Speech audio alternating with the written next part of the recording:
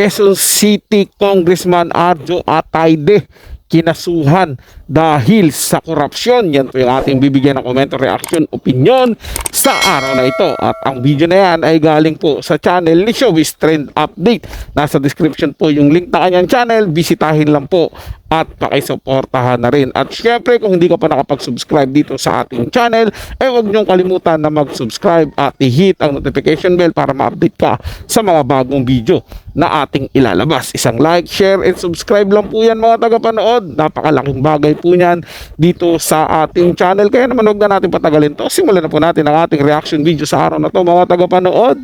Let's do this! Welcome back sa aking channel. Quezon City 1st District Representative Arjo Atayde kinasuhan na ng mga abogado dahil sa pagkakasangkot sa isyu ng korupsyon sa flood control. Panuurin at pakinggan ang buong detalye.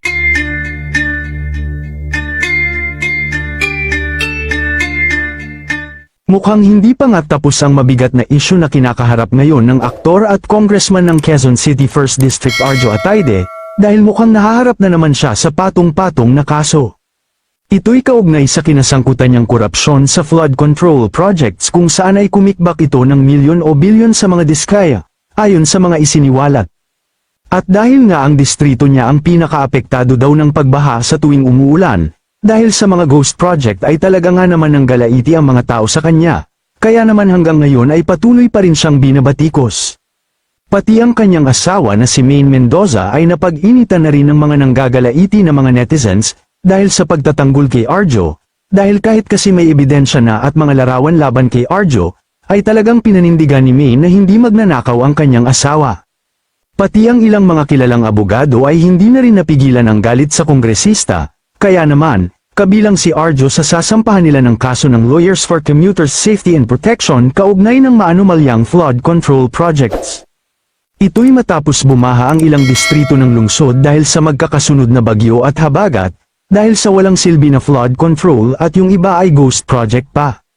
Samantala, matatandaan naman agad itinanggi ni Arjo ang mga paratang laban sa kanya, dahil ang picture daw na kumalat kasama ang mag-asawang contractor na diskaya, ay nagpa-picture lang sa kanya, pero wala daw siyang kinalaman sa issue. Kasabay nito, kumalat din ang isang video na nagkalat na sa social media kung saan habang binabaha ang nasasakupan ni Congressman Arjo Atayde, ay nagpapagawa naman daw siya ng bahay na malamansyon sa laki, at yung iba ay inakalang mulpa dahil sa laki ng kanyang bahay. Pero may ilan naman na naniniwala na pinaghirapan nito ni Arjo at Maine, dahil si Maine ay noon pa man ay mayaman na talaga, at si Arjo ay may mga negosyo na, kaya naman posible na hindi ito galing sa kurakot. Sa ngayon ayon sa mga ulat ay pinagbawalan na rin daw si Maine magsalita sa publiko, upang maiwasan na rin ang mga pambabatiko sa kanya at madamay sa isyu ng kanyang asawa na si Congressman Arjo Atayde. Kayo mga ka-showbiz, anong masasabi niyo sa ating showbiz topic ngayon?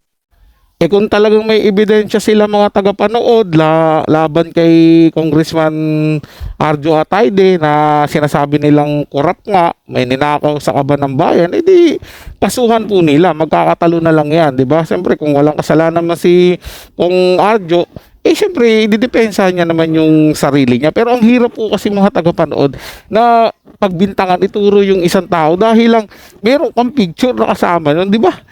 Okay sana kung merong video, may picture na kasama yung mga diskaya, tapos may pera, di ba? May kaharap na pera.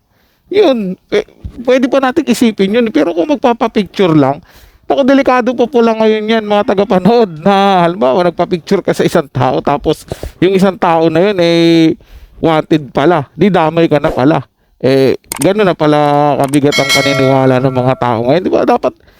Dapat bago natin husgahan, yung may konkreto tayong ebidensya, hindi yung parang nasabi lang, naikwento lang ng ibang tao, may pinakita lang na ganito, ang bilis naman nating maniwala. Ang bilis, kaya nga laging sinasabi ng mga Pilipino daw madaling mauto. Well, hindi naman po talaga lahat. Yun lang yung mga ibang walang magawa sa buhay na basta mayroon lang maipost sa social media, mayroon lang masabi, yun na yung ginagawa. Gaya po na sinabi ko nakaraang video patungkol kay Congressman Atayde, di ba?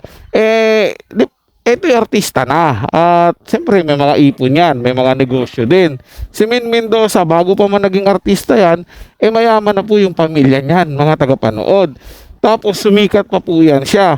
So ilang taon yung pag-aartista, imposible namang walang ipon niya dahil mayaman na nga po sila, wala naman siyang pagagastusan, wala silang pamilya. Ngayon mag-asawa na sila ni Arjo, natural, pagsasamahin nila yung kanilang pera niyan, yung kanilang kayamanan, baka ito yung dahilan na nakapagpatayo sila ng bahay, di ba? Hindi yung magdidesisyon kaagad tayo, sasabihin agad natin na ninakaw niya yan, nakapagpatayo ng bahay, may picture pa na Diskaya, sigurado na yan. Wala naman tayong pinapakitang konkretong ebidensya. Kaya eto, kung mayroon na sila konkretong ebidensya laban kay Congressman Atayde, di ituloy nila yung kaso na yan. Magkakaalaman na lang po yan doon sa hearing, mga tagapanood, kung sino sa kanila ang nagsabi ng katotohanan. May kasalanan ba si Congressman Atayde o wala? Sino lang po mga tagapanood, ito ay comment at opinion lamang, wala pong personalan. Paalam po at mabuhay po kayong lahat. Maraming salamat po sa inyong panonood.